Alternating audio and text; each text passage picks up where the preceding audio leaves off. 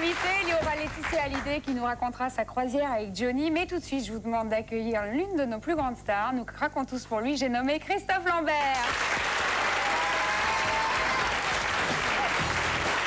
Bonsoir Christophe, bienvenue. Installez-vous.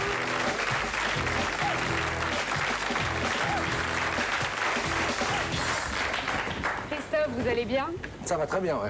Vous arrivez tout droit de Los Angeles. Est-ce que vous nous préparez un nouveau film? Je viens d'en finir deux. Un qui sort en octobre aux États-Unis, qui est basé sur une légende irlandaise du 5e siècle, qu'on a transposé hors du temps et qui est une histoire d'action très romantique avec un héros qui est le fils naturel du diable.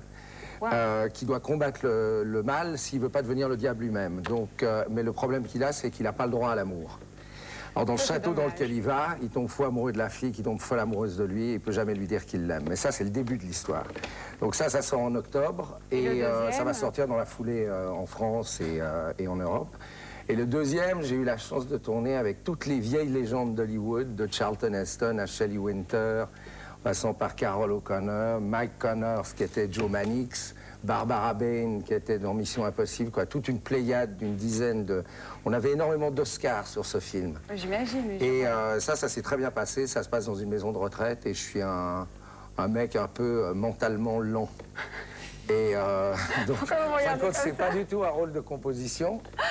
Donc dans cette maison de retraite où j'arrive par accident, on finit par me garder en me disant ça va peut-être amener un peu de fraîcheur dans cet univers un peu glauque. Et effectivement, je vais leur rendre une deuxième jeunesse et je vais leur apprendre à travers mon côté naïf que c'est pas parce qu'on est vieux qu'on n'a plus le droit de vivre.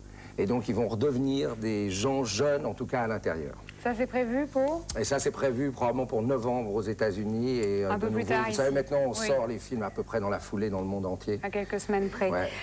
Christophe, on connaît bien sûr le comédien, on connaît pas le chef d'entreprise, surtout dans la gastronomie. On aura l'occasion d'en parler tout à l'heure parce que ce n'est pas un caprice de star.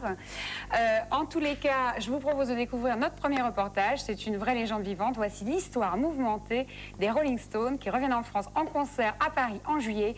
La saga des Rolling Stones est racontée par Guillaume Thébault.